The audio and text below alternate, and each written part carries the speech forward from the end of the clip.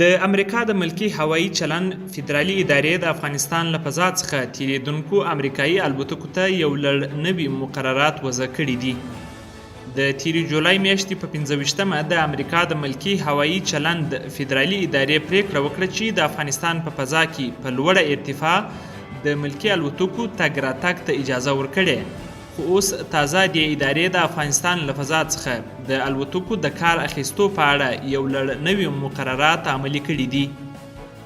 دا نوي مقررات د نړیوال هوایي ترانسپورت ټولنې په همکاري د نړیوال هوایي ملکي سازمان له لوري د تحلیل شویو معلوماتو پر اساس تطبیق کیږي.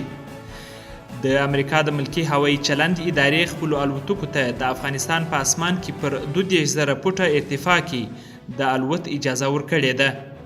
دا هغه ارتفاع ده چې په توغندۍ نسی ویشتل کېدای. سی ایچ اپیشن راپور ورکړی چې د امریکا د ملکی هوایي چلند اداره وایي اوس د افغانستان په فضا کې د ملکی الوتکو تګ راتګ ممکن دی، ځکه چې سرپرست حکومت یو شمیر مقررات اجرا کړي چې له کبله د کابل اسمان په 22,000 فوټه ارتفاع کې د امریکا د ملکی الوتکو لپاره خوندي شوی دی. دا په داسې حال کې ده چې په نورمال ډول ملکی الوتکې تر 28,000 فوټه لوړي او تر 11,000 فوټه ټیټې الوتنې کوي. د راپور له مخې د ملکی الوتنو لپاره د افغانستان له اسمان څخه کار اخیستو د نورو هوایي شرکتونو ترڅنګ امریکایي او اروپایي شرکتونو ته د آسیا ځینو هیوادونو ته په سفر کې اسانتیا رامنځته کوي.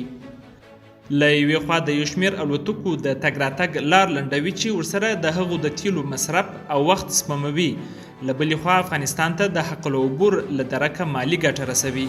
په ورته وخت کې د افغانستان د ترانسپورت او هوایي چلند د معلوماتو پر اساس افغانستان له خپل هوایي قلمرو څخه له هرې تیریدونکې الوتکې څخه $200 حق العبور اخلي. په افغانستان کې د نظام له بدلون وروسته اکثرو نړیوالو هوایي شرکتونو چې الوتکې د افغانستان له اسمانه تیریدې خپل مسیرونه بدل کړل او بهرنیو هوایي شرکتونو افغانستان ته الوتنې ودرولې. حاضر دمه یوازې د آریانا افغان هوایي شرکت او کمیر شرکت الوتکې د 15 بهرنیو هوایي ډګرونو او کابل ترمنځ الوتنې کوي.